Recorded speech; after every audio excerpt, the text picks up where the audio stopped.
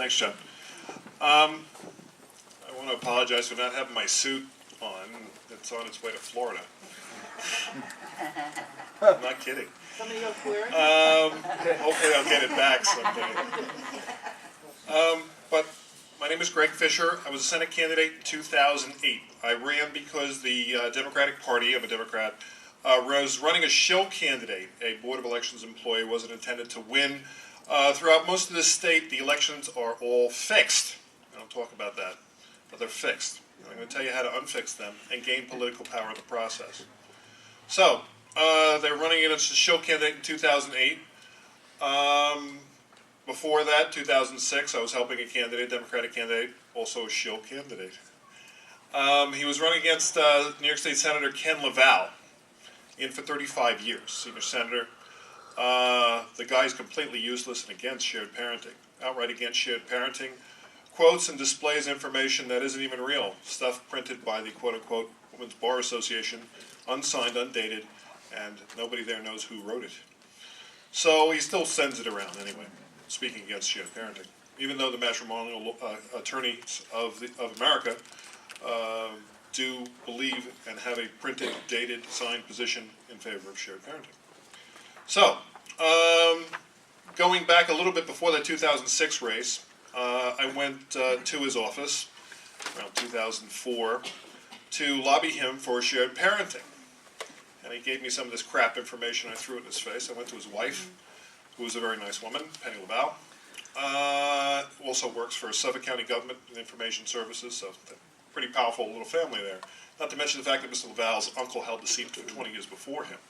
So, 50-year dynasty plus family, controlling all the information in Suffolk County, kind of a good thing for them. So, you get to see the picture. So, 2004, he thought shared parenting was a bad idea, and that's basically because he played the winner-take-all game with his own family and knocked the crap out of his wife by his own viciousness. So, around 2005, I went to his office with a camera crew filming a still being premiered movie, debuted movie called Support System Down. And that's in that movie, me going to his office. Well, they called cops. So, a constituent going to the guy's office, trying to forward a political issue, they called cops. We fast forward, 2008, ran against him, show candidate. 2010, ran against him. Another semi-show candidate, wasn't expected to win. She wasn't even a New York State resident legally for long enough to run. Right. She was in New York State for a couple of years. Before that, she was in Pennsylvania and had recently sworn in Pennsylvania documents that she was a resident of Pennsylvania. She's an attorney, but she swore in Pennsylvania documents she was a resident of Pennsylvania, so she could get divorced in Pennsylvania. She doesn't know perjury. And she owned the house in Pennsylvania, and she paid Pennsylvania taxes and didn't pay New York taxes. So she was a Pennsylvania resident, but she lied to all the voters and everybody else. So there goes your shill candidate. The Republicans intended to bust her out at the last minute when it was too late to name another candidate, but I busted her out a little early. So then they named another shill candidate, didn't give her any money, didn't give her any help, and of course she got 20% of the vote, and Senator Laval gets another 2-year pass. I'm going to run again in 2012.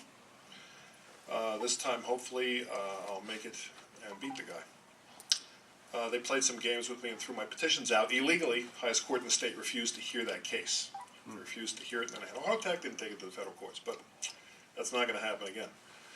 So, what we have is a condition in this state and most other jurisdictions where it's not about the law, it's about the politics. They do what they can get away with, and if they can't get away with it, they do it anyway. So they make political decisions in the courts. These are not legal decisions being made against you, they're political decisions. And there's a lot behind it, and more behind it all the time. One of the things behind it is that this state is going broke. It's not just Utica. We look out the window, it's not just Utica.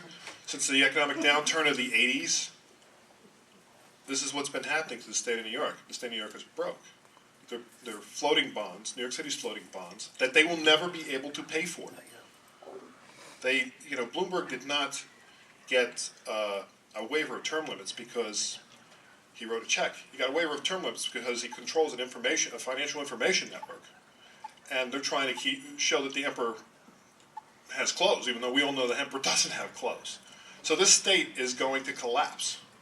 it's going to collapse. They'll do anything to keep the lid on it for a couple more years, a couple more years, a couple more years, a couple more years. They'll do anything to make it look like it's going to continue, but it can't continue. It can't. The municipalities can't print currency like the federal government can. It will collapse.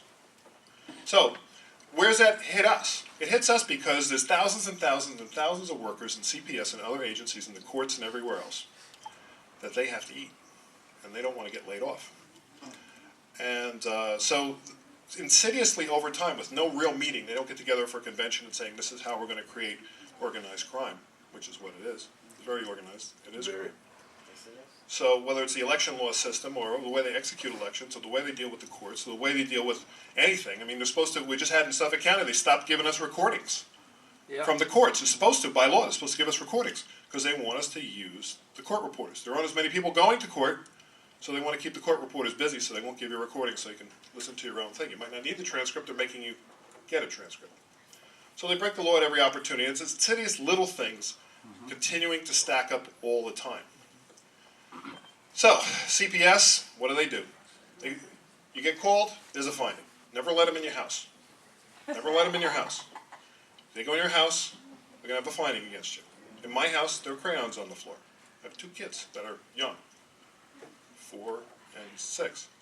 I have 2 in their 20s also, but 4 and 6. So the crayons on the floor. So I got a finding for an unfit household for crayons on the floor.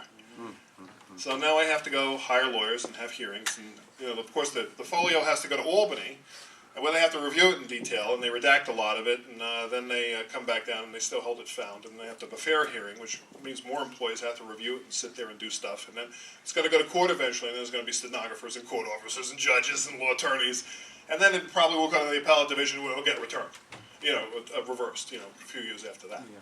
So this is the game. This is really, really, really organized crime. This is really organized crime. And I hope this makes YouTube or, you know, shorten it so people can stand it. But this is really organized crime. What we have, if we're going to use Suffolk County as an example, is we have all the executive positions cross-endorsed. The county executive, the comptroller, the controller, the treasurer, the DA, the sheriff, the county clerk, all the executive positions, 100% of them are cross-endorsed. There's no free election in the executive branch of Suffolk County. In the judiciary of Suffolk County, almost all the judges are cross-endorsed. Cross-endorsement is illegal in all but 8 states of the Union. Our great state doesn't think it's a bad thing. The voters shouldn't be burdened with the right to vote. So it's cross-endorsed. So if you do go vote, because they say, oh, if you're angry, go vote, you only get one guy to vote for. If they happen to need 3 judges and family court or Supreme Court or both of them put together, they give you 3. They don't give you 6, 3 from each party maybe, or the independent parties. They don't do that. They're cross-endorsed. So we've heard the statement, we kind of believe it. Power corrupts, absolute power corrupts absolutely. That's what we got. Absolute corruption, absolute organized crime. This is occurring on a party level. So how many people here are registered Democrats? Just raise your hands. How many registered to Republicans? How many registered to something else or not registered to a party? You have no political power. If you're not registered to a party, you have 0 political power, and you never will have any political power. You have to join a party, one of the 2 major parties. There's a bipartisan government in New York State, and most other states also. They give control, money, all kinds of help to the major parties. Everybody else, they don't care about you. In New York State, you do not have an independent party or a blank voter working in any board of elections in the state. You don't have it. Now, you join a major party, and then what can happen? I'm going to give you 2 phone numbers, so I'm going to ask you to take down this guy's phone numbers later on. He's a guy from New York State. He teaches people how to get on the committees. It's very simple. You float a petition, you get on the political committees, you get yourself elected to the political committees. You get yourself elected to the county committee, to the town committee, and to the state committee. Some committees, the town committees, are only advisory. But you should be there to express your point of view. The county committee has some power, political power. It's in the New York State Constitution. The state committee has political power. You get to be part of the nomination process for judges. Okay? The county committee, you get to be part of the nomination process for judges, for other representatives, for legislators. If you're not in that position on the committee, you have no power. None. None. And you can't. And you're not on that committee unless you're in a major party. You can't get anything done. You have no power. You never will. You're fooling yourself. Right. So what makes up these committees usually? Usually 1/3 of the seats are vacant, 1/3 of them are elected, and 1/3 of them are appointed. Now, most of the elected are people that were suggested by the county leader anyway. So you take those seats plus the ones he appoints, so the county leader of the more powerful party runs that county. In Suffolk County, it's the Republicans. And it's one guy, it's John J. Laval, who's Ken Laval's nephew. The other guy I ran against, okay? So that's what you have. You have really what's county by county an autocracy, a monarchy. You put that together with the Bar Association, the interests of the judiciary, and you have two monarchies that think the same way. So, and work together. It is conspiracy, it is collusion. When you start to pull apart what's really going on in your county, you see how deadlocked, corrupt it is. And the only way you can change it constitutionally in the state of New York is to become one of the committee, Democrat, Republican, get your friends, your relatives, and everybody else to do the same thing in their little election district. Every election district has approximately 1,000 registered voters. In my district, a third Republican, a third Democrat, and a third other. But you get yourself elected, you get 5% of the enrolled voters. If that's 300 people, you need 15 signatures, 15 good ones. You get 45 signatures out of 300, you're good to go, you're on the ballot. You go meet those 300 people in your party, you're in. You're in. That's all it takes. So if you can get your pens out, I'm going to give you a name and number for a guy who really makes it simple. He'll come and speak at your groups. He'll help you. He has websites and stuff to help you. Get this word out. This is the way to do fundamental change in New York State. This is the only way for you without having to go through a lot of hassle. The guy's name is John Darsh, D-A-R-A-S-C-H. I'll give you two phone numbers for him. They're 845 area codes, 229-0250,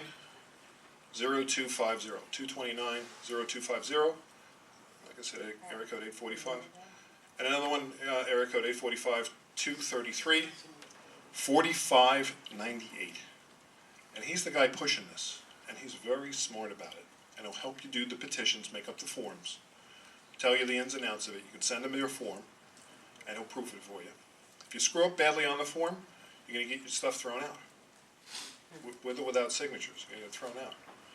So he'll get you, there's samples at the Board of Elections website. It's a little cryptic.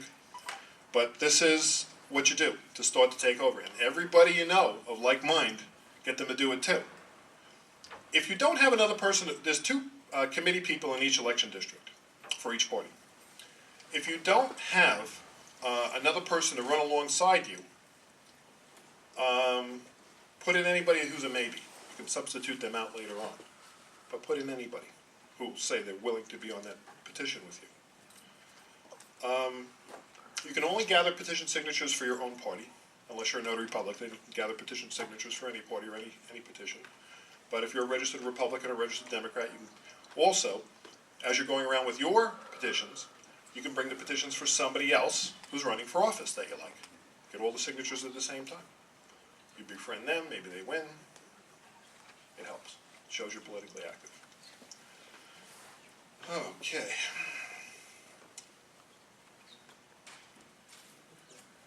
Now. Would you repeat those numbers, please? Sure.